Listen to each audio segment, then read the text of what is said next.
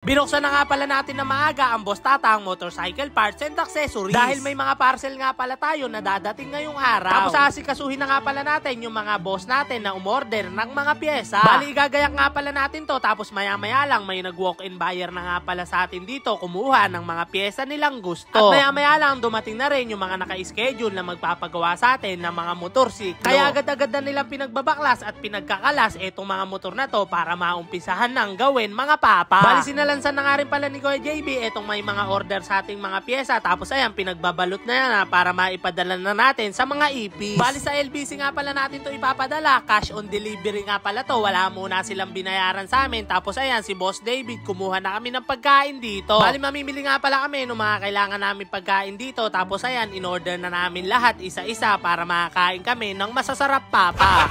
Gago!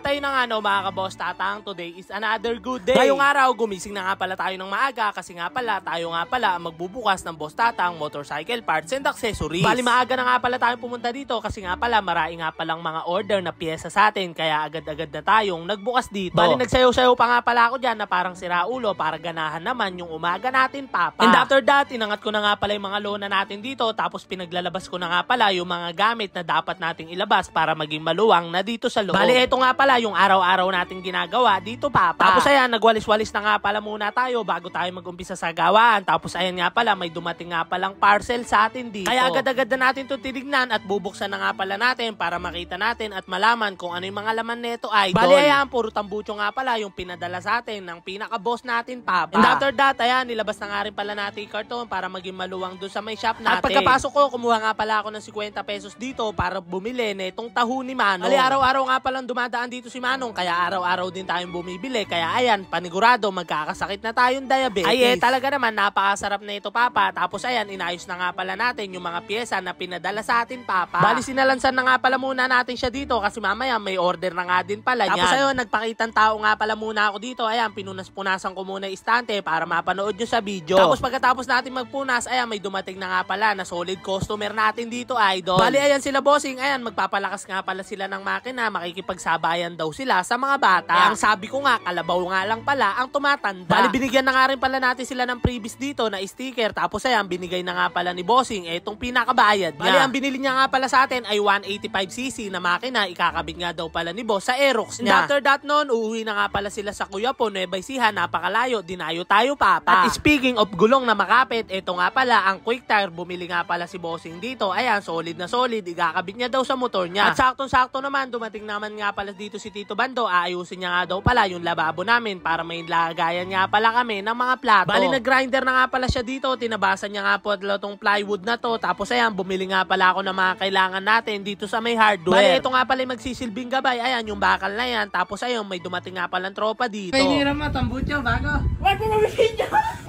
Eh, sarado pa, oh. Sticker, oh. What's up, mga gar?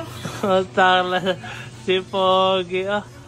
Ala, bagong tambucho lang gusto ba? Bago? Tapos ayun na nga mga ka-Boss Tatang, dumating na nga rin pala dito si Kuya JB. Ayan, inayos na nga pala niya yung may mga order sa amin na tambucho. Bali sinalansan niya nga pala muna lahat dyan. Tapos ayan, pipicturean nga pala namin yan. Tapos nilagay na nga pala namin dito yung mga resibo nila. Bali sesend nga pala muna namin sa mga customer naming umorder yan bago nga pala namin ipagpapak lahat. At may dumating nga pala silang Click 125 dito na ginagawa nila ngayon. Ang gagawin nga pala dito ay panggilid, tapos papalitan nila yung gulong papa. Bali nagtulong-tulong na nga pala sila dyan kasi medyo mahirap kalasin. Tapos ito naman si Kuya Paulo, nililinis na yung panggilid niya. At ito naman, binubudol na nga pala ni David, ito si Manong. Tapos ito naman si Kuya Gerald, dumating na nga rin pala, binababa na itong mga parcel na order namin idol. Habang si Kuya JB naman, pinapak ng mabuti itong mga tambucho na in-order sa amin. Bali ang umorder nga pala niyan, taga General Santos City pa, tapos taga Tugigaraw, tapos tsaka taga Pangasinan. Bali naipak na nga pala nila lahat yung, kaya ayan, dadali na nga pala nila sa LBC upang maipadala na papa. Talaga naman balot na balot at safe na safe yung mga tambucho nyo